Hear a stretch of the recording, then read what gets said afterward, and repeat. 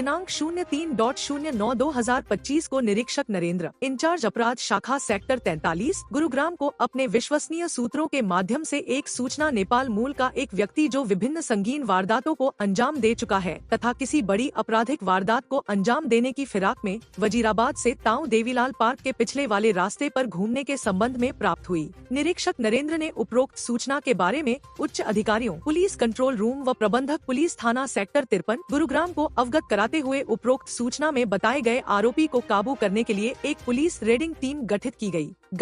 Raiding police team के सभी सदस्यों पुलिस कर्मियों को उपरोक्त सूचना में बताए गए आरोपी आपराधिक प्रवृत्ति का तथा हथियार सहित होने के बारे में अवगत कराते हुए उसे सावधानी पूर्वक काबू करने संबंधी हिदायतें दी गई तथा बताया गया कि आरोपी किसी बड़ी वारदात को अंजाम देने की फिराक में है, जिसे हर सूरत में काबू करना आवश्यक है ताकि उसके द्वारा अंजाम दी जाने वाली आपराधिक वारदात को निष्क्रिय किया जा सके। पुलिस टीम अपने पास उपलब्ध सभी सुरक्षा उपकरणों सहित उपरोक्त सूचना में बताए गए आरोपी को काबू करने के लिए बताए गए स्थान वजीराबाद से ताऊ देवीलाल पार्क के पिछले वाले रास्ते पर पहुंची और आरोपी को ढूंढना शुरू किया। इसी दौरान पुलिस टीम को नजदीक ताऊ देवीलाल पार्क सेक्टर 53 गुरुग्राम के पास उपरोक्त सूचना में बताया गया व्यक्ति दिखाई दिया तो पुलिस टीम ने उसे रुकने के लिए कहा, परंतु उस व्यक्ति ने पुलिस टीम पर सीधी गोली चला दी और गोली पुलिस की सरकारी गाड़ी पर लगी। पुलिस टीम द्वारा हवाई फायरिंग करते हुए उस व्यक्ति को आत्मसमर्पण करने की चेतावनी दी, परंतु आरोपी ने फिर से पुलिस टीम पर फायर किए। पुलिस द्वारा दी गई चेतावनी को नजरअंदाज करते हुए आरोपी लगातार पुलिस टीम पर फायर करता रहा तो पुलिस टीम द्वारा भी जवाबी कार्यवाही करते हुए एक फायर आरोपी के पैरों में किया तो गोली आरोपी के दाहिने पैर में लगी और वह वहीं पर घायल होकर गिर गया। इसी दौरान पुलिस टीम द्वारा उसको कर लिया।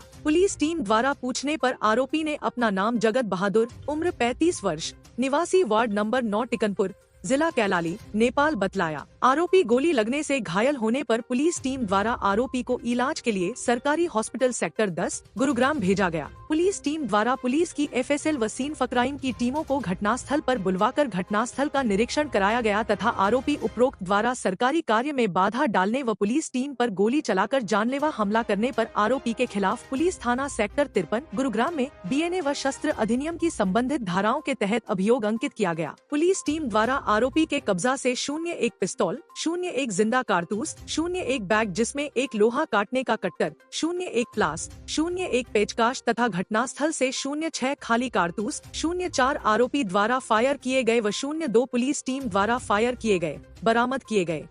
पुलिस अनुसंधान के दौरान ज्ञात हुआ कि उपरोक्त आरोपी जगत बहादुर नेपाल का रहने वाला है और यह अपना नाम बदलकर फर्जी नाम से फेसबुक के माध्यम से नेपाल के ऐसे लोगों, नेपाल के लड़के लड़कियों दोस्ती करता है जो भारत में किसी के घर में रहकर नौकरी कर रहा हो। उससे दोस्ती करने के बाद यह बदले हुए फर्जी नाम से फर्जी ID बनाकर भारत आता है। साथ फेसबुक पर बनाए गए दोस्त के साथ मिलकर मकान मालिक व उसके घर वालों को किसी पेय में नशीला पदार्थ मिलाकर उन्हें बेहोश कर देता है और मकान घर से चोरी करके वापस नेपाल चला जाता है। यह नेपाल से भारत बस से आता है और चोरी करने के बाद चोरी के सामान को टैक्सी में रखकर वापस नेपाल ले जाता है और अगली बार फिर से नया फर्जी नाम और उसी नाम की फर्जी ID लेकर भारत आता है और उपरोक्त प्रकार से वारदात करके वापस नेपाल चला जाता है। आरोपी ने पिछले साल अपने अन्य साथियों के साथ मिलकर मुंबई में भी उपरोक्त प्रकार से करीब 20 लाख की चोरी करने की वारदात को अंजाम दिया था। आरोपी जगत बहादुर उपरोक्त को कैलाली नेपाल पुलिस द्वारा दिनांक 14.07/2025 को इसकी महिला साथी बबीता के साथ भारत से चोरी करके ले जाए गए सामान को बेचने के आरोप काबू करके इसके खिलाफ अभियोग संख्या 847/2025 जिला जेल कैलाली नेपाल में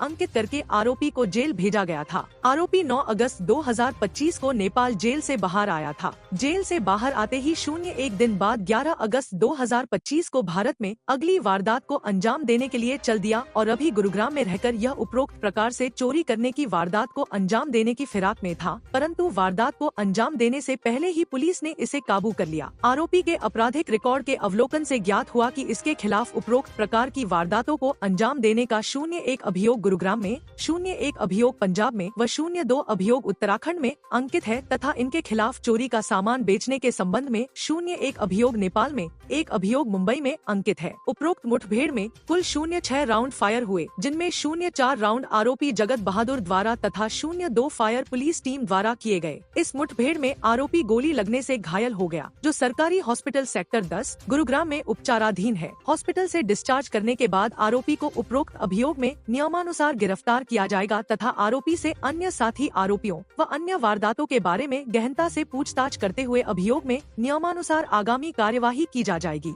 अभियोग का अनुसंधान जारी है। इस मामले में बीती रात को क्राइम ब्रांच सेक्टर 43 के इंचार्ज है इंस्पेक्टर नरेंद्र शर्मा, तो उनके पास एक सीक्रेट सोर्स एक इन्फॉर्मेशन थी कि एक नेपाली मूल का नागरिक है जो कि काफ़ी चोरी की वारदात को अंजाम दे चुका है और सेक्टर 53 के एरिया में किसी वारदात को अंजाम देने के लिए घूम रहा है। तो जिस इन्फॉर्मेशन के ऊपर क्राइम ब्रांच की टीम के द्वारा उस एरिया में चेक किया गया तो उनको एक नेपाली व्यक्ति सेक्टर 53 में पार्क जो है देवलाल पार्क है उसके पास में एक नेपाली व्यक्ति दिखाई दिया। तो पुलिस के द्वारा उसको रुकने का इशारा किया गया। व्यक्ति के द्वारा पुलिस की टीम के ऊपर फायरिंग स्टार्ट कर देगी, जिसमें से कि एक गोली पुलिस की सरकारी गाड़ी के ऊपर लगी थी। पुलिस टीम के द्वारा उसको एक वार्निंग फायर करते हुए उसको सरेंडर करने बारे में कहा गया, परंतु वो नहीं रुका और उसके द्वारा लगातार पुलिस टीम के ऊपर फायर किए गए। तो जवाबी कार्रवाई में पुलिस टीम की तरफ से फायर किया गया तो एक गोली उसके पैर में लगी है जिससे वो घायल हो गया। पुलिस के द्वारा आरोपी को हॉस्पिटलाइज करा दिया गया है। स्पॉट पर कुल मिलाकर के 6 गोलियां चली हैं, जिसमें से 4 जो फायर है वो एक्यूज की तरफ से किए गए हैं और 2 फायर है जो पुलिस की तरफ से किए गए हैं। पुलिस के द्वारा आरोपी को हॉस्पिटलाइज कराने के बाद में और अभी तक जो केस की इन्वेस्टिगेशन है उसमें ऐसा मालूम हुआ है कि ये जो व्यक्ति है इसकी पहचान जगत बहादुर के रूप में हुई है, जो कि 35 वर्षीय युवक है और ये बेसिकली परमानेंट तौर पर नेपाल के जिला केलाली का ये रेजिडेंट है और इसके अगेंस्ट कुल मिलाकर के 5 से 6 केस अलग अलग राज्यों में रजिस्टर्ड है, जिनमें से एक केस गुरुग्राम में रजिस्टर्ड है और पंजाब में एक केस, उत्तराखंड में भी इसके खिलाफ केस रजिस्टर्ड है और एक केस इसके अगेंस्ट मुंबई में भी रजिस्टर्ड है। तो फिलहाल ये व्यक्ति जो है पिछले कुछ दिनों पहले ही इंडिया से चोरी करके और माल को नेपाल ले गया था। वहाँ नेपाल पुलिस के द्वारा इसको पकड़ लिया गया था। इसकी एक महिला साथी थी, तो इन दोनों को ही उनके द्वारा अरेस्ट करके जेल भेज दिया गया था। 9 अगस्त को ही ये जेल से रिहा हुआ था और जेल से रिहा होने के बाद इसने दोबारा से इस तरफ रुख किया और चोरी की वारदात को अंजाम देने से पहले पुलिस ने मुठभेड़ के बाद इसको दबोच दिया। आरोपी से क्या कुछ रिकवर किया गया? जो एक्यूज है उससे स्पॉट पर जिस वेपन से उसके द्वारा फायर किए गए थे, एक वो पिस्तौल, एक जिंदा कारतूस और इसके अलावा जो इंस्ट्रूमेंट्स का प्रयोग वो चोरी करने के लिए करता था, जिनमें कि बेसिकली लोहा काटने का कटर, एक क्लास और पेचकस, और इसके अलावा जो स्पॉट पर कुल फायर हुए थे उनके खाली राउंड पुलिस के द्वारा स्पॉट से रिकवर किए गए हैं। फर्दर एक्यूज को फिलहाल वो अंडर ट्रीटमेंट है, तो ट्रीटमेंट के बाद जैसे ही वो डिस्चार्ज हो जाएगा तो उसको अरेस्ट करके और उससे फर्दर पूछताछ की जाएगी कि उसके द्वारा अन्य किन किन घटनाओं को अंजाम दिया गया। आरोपी चोरी कैसे करता और चोरी के बाद कहाँ फरार हो जाता था? एक्यूज का जो मोडस ऑपरेंडी है वो जो नेपाली मूल के जो भी नागरिक हैं जो कि इंडिया के अलग अलग जगह पर कोठियों में काम करते हैं, तो उनसे वो फेसबुक से संपर्क करता था और हर बार वो अपनी अलग अलग फेसबुक आईडी बनाता था और उनसे संपर्क करने के बाद में उनसे प्लानिंग करके वो घरों में जो भी रेजिडेंट या जो भी मालिक होते थे उनको नशीला पदार्थ पिला करके और उनको बेहोश करके चोरी की वारदात को अंजाम देता था। और एक्यूज बाई बस नेपाल से चोरी करने के लिए इंडिया आता और चोरी करने के बाद में ये टैक्सी के द्वारा चोरी के माल को लेकर के वापस नेपाल चला जाता था। तो इसके द्वारा कुछ वारदात हैं जो कि इंडिया के अलग अलग राज्यों में अंजाम के द्वारा दिया गया है। बाकी डिस्चार्ज होने के बाद में, हॉस्पिटल से डिस्चार्ज के बाद में इसको अरेस्ट करके डीप इंटरोगेशन की जाएगी और जिन जिन वारदात का इसके द्वारा अंजाम दिया गया है उन सबका खुलासा पुलिस के द्वारा किया जाएगा।